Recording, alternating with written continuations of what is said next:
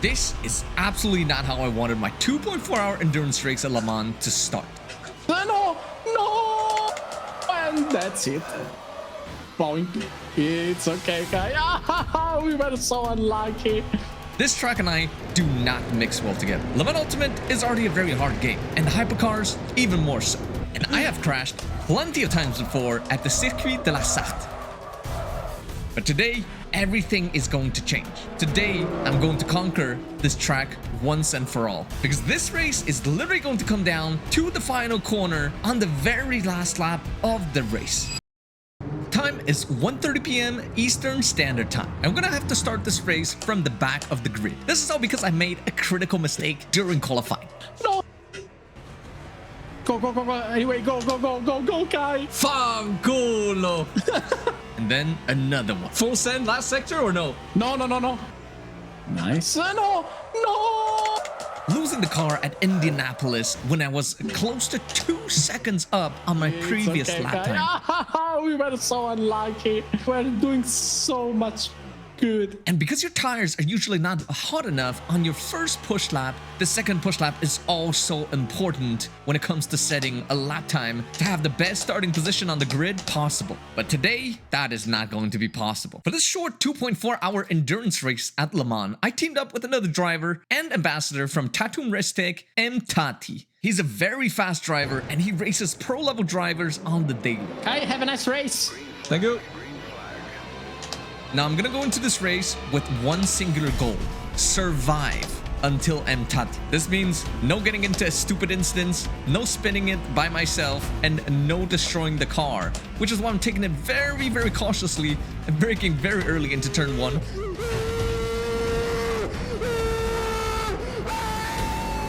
The P2 behind you just missed you by 1 centimeter, something like that. Really. However, as we head onto the first main straight, I find myself in a unique opportunity tucked into the slipstream of both cars ahead. Tuck in the toe. But it seems like the caddy in front and me both have the same idea. There's no space. Through wide? Oh no! Going through right here would be suicide, and if any of us touches the other two, it's game over for all three of us. The BMW is gonna go wide here and gonna allow us to set up the exit with the switchback, and now we're gonna be able to tuck in the slipstream, but we're really close to the BM in front. I'm gonna switch to the inside line for the next corner, staying away from the middle of the track to avoid the bumps. Stay on the left. Don't stay on the middle, okay? Too much on the left! Okay? I'm gonna outbrake him. I know you can do that.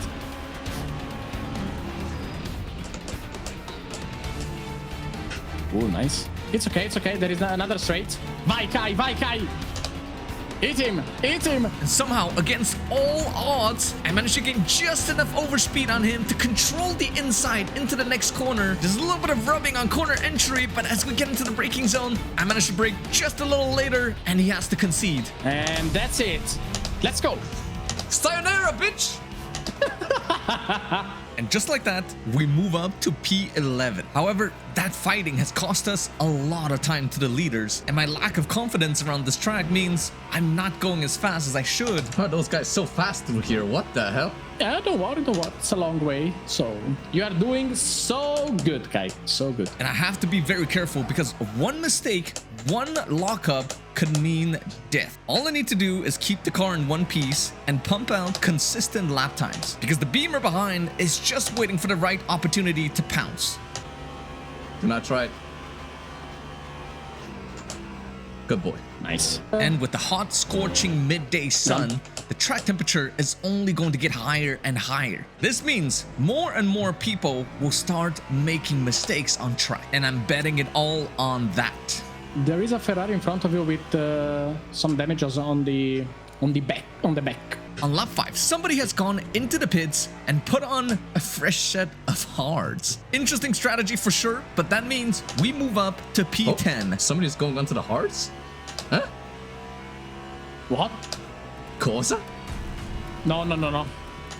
You don't do that. You might not know this, but in Le Mans Ultimate, there's virtually no difference in pace between the different tire compounds. All it changes is the ideal operating window. This means the softs are better when the track is colder, and the hards are way better when you have trouble keeping the tire temperatures under control. But the thing is, this event runs with a time scale set to 6x. This means in just a couple of laps, night is gonna fall, and when it comes, the track is gonna get way too cold for the hards to work.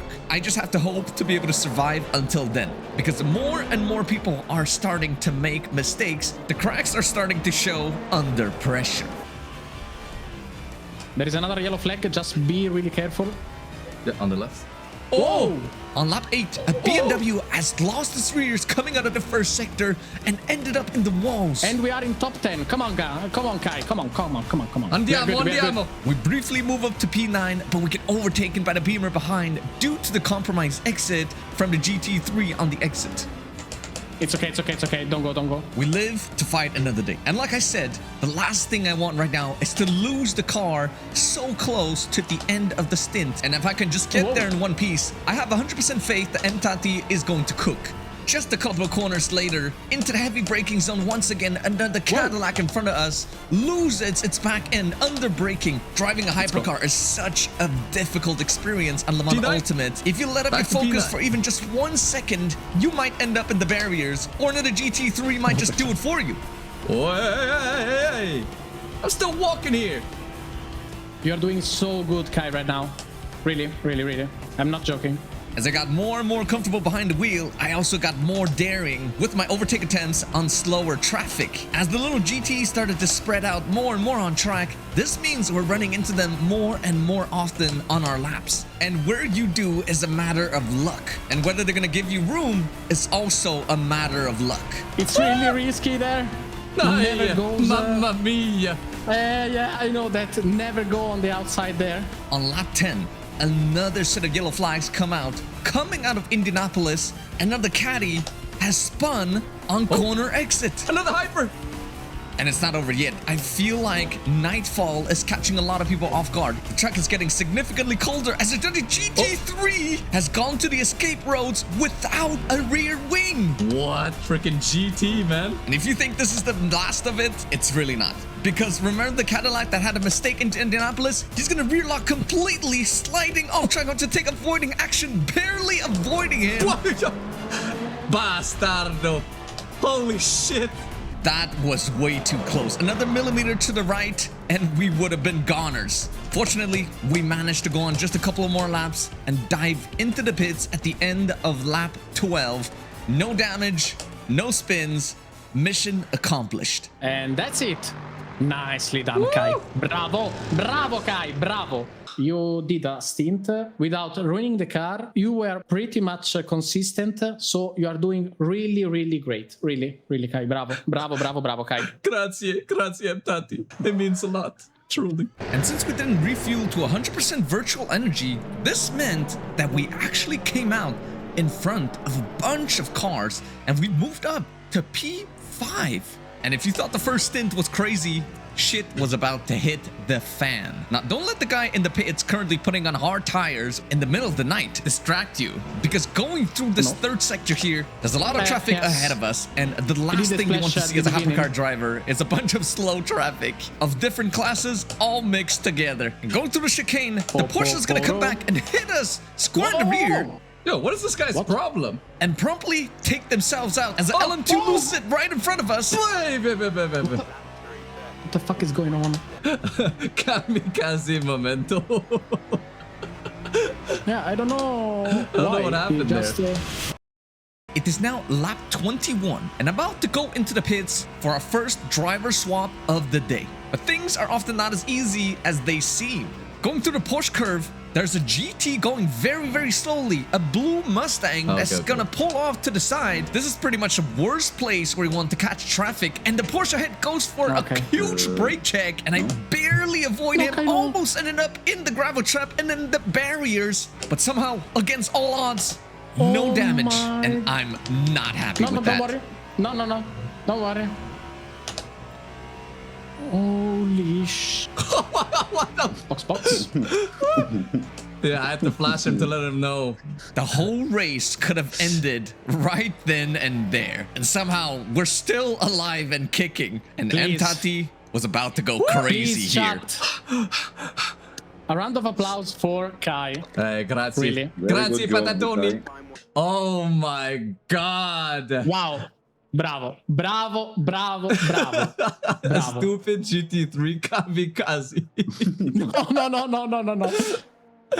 After the pit stop, we come out with 100% virtual energy in P7. Because remember, previously, we did not fuel to 100%, which is why we now have a slight offset to the other guys around us. All Entati has to do now is to warm up these tires, survive these first few corners where the tires are so cold and you virtually have zero grip, because one mistake here and you're in the walls. Now, Okay. before you ask We why survived. we didn't go for the soft tires and opted for the mediums instead, Oh. this is because, like I mentioned previously, Oh. the time scale He's is still set there. to I think you're doing good. 6x, and the softs, well, they might be I'm good right now in the cold of night. They're not going to be that good in the second stint, especially Till, when the sun pretty is going to cold come tires. out. Which is why we're going to sacrifice these first few laps and lose out on a little bit of a raw pace, because remember, the softs have a Just be lower careful. operating window than the mediums.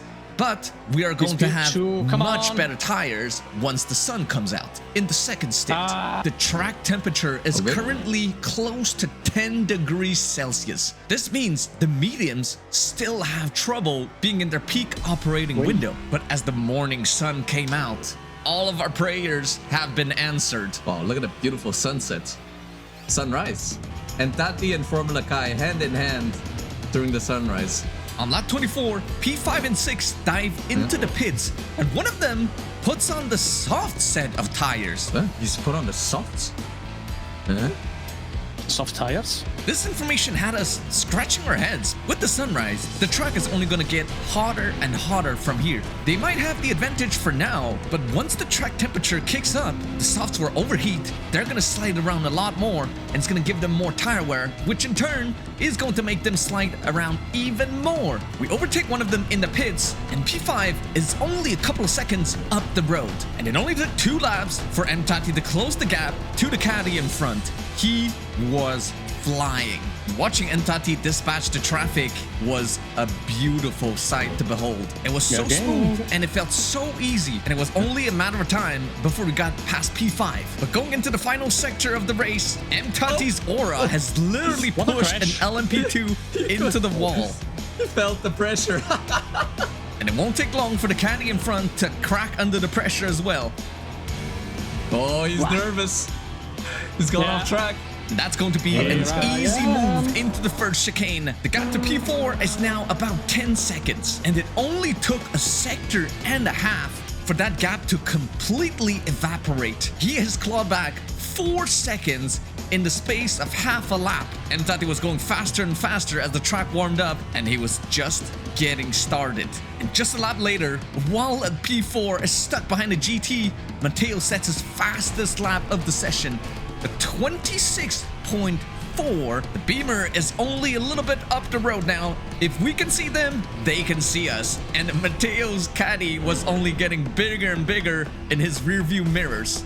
Going into the Mulsanne corner, a heavy braking zone, and Entati's gonna be able to brake so much later. Look at how much time he just gained under braking. He's gonna be able to tuck into the slipstream, and all this extra overspeed is gonna take us all the way to Indianapolis. The Beamer's gonna go defensive here, takes the inside line, but Matteo's gonna have the outside. Ah, he backed out. And the Beamer decided to back No out. balls, no balls. Because this is a very, very difficult corner to go side by side in. However, this much flat out pushing is taking its toll on our medium tires, and the track is only getting harder and harder from here.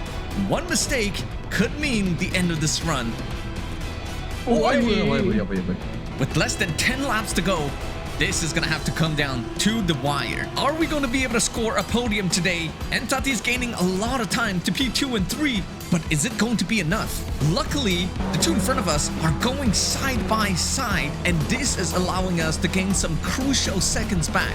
The gap is rapidly coming down, but we're running out of fuel, and we have to go for a splash and dash for the last 25 minutes of this race. With only 8 laps to go, we come out with 65% virtual energy, down in P6 again, but there's a lot of guys in front that have yet to box. The gap is about 40 seconds to Jay McLaren in the Beamer in P4.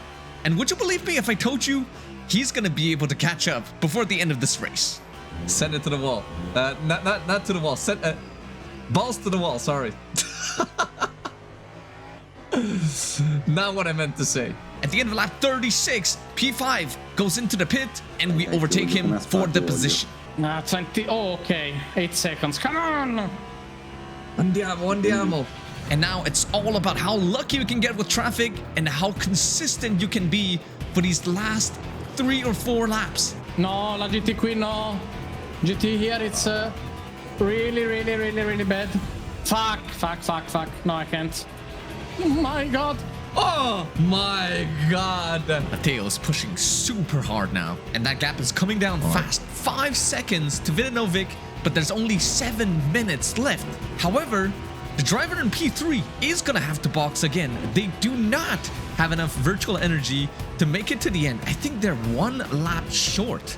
And on lap 40 out of 41, the Beamer goes into the pit for a quick splash. And this effectively promotes us up to P3. The gap is now 3 seconds. Our tires have all but fallen off a cliff at this point. Wait. Oh. Yeah. Real tires are not happy. And yet we have to keep trying. Don't lost please, my GT. god. Matteo is currently lapping several seconds faster a lap, and he is not waiting behind the slow traffic. He's gonna send it through absolutely every corner. We're onto the last lap of the race now. He only has a couple of corners to make it work. And remember, catching is one thing, overtaking will be another. And I believe that Matteo has got what it takes. Through every braking zone, he's gaining several tenths. But is it going to be enough? We're quickly running out of time here. Yes, Matteo. Yes, come on. And we're going to be able to gain some time through the braking zone once again, but the rear steps out, losing crucial tenths. And most important of all, having a bad exit here means we will not be able to attempt an overtake into Indianapolis. 6 tenths is the gap heading into Indianapolis. The slipstream is really coming in clutch now. How late can he brake? How much more speed can he carry into the corners? The checker flag is coming up fast. If this podium were to happen, it would come down to the final few corners. Okay, come on, Matteo. Lock in. But once again, we're just barely not close enough. But the Toyota has gone incredibly deep here. It's going to compromise his run through this long left, nearly clipping the wall for Matteo here. And he's going to set up the exit here through the right, which turns into the left. Realistically, this is going to be the last overtaking opportunity, but unfortunately, he runs wide. He gets a good run out of the corner, but he's going to have to brake here to lift in order to not get a track limit invalidation. Because yes, we were just on the verge of going over the maximum number of track limits, but Matteo's still trying. He's going to go over the inside curb here, but unfortunately, No! I was full sending it. No, but there was a problem. There was a really problem. that curb is simply too big to mount. And unfortunately today, we're going to have to settle for P4. 1 lap more. I need 1 more lap. Yeah, if we had 1 more lap, it would have happened. Damn, bro. You were so quick. So I quick. need to improve. Look at the GT. To the 180 for the picture. Good job. This race was honestly so much fun. I learned so much just from watching Entati drive, and I look forward to teaming up with him in the future again. If you enjoyed this video, make sure you leave a like. I'm gonna link my other endurance races on screen right now for you to watch. This is Formula Kai signing off. I'll see you soon.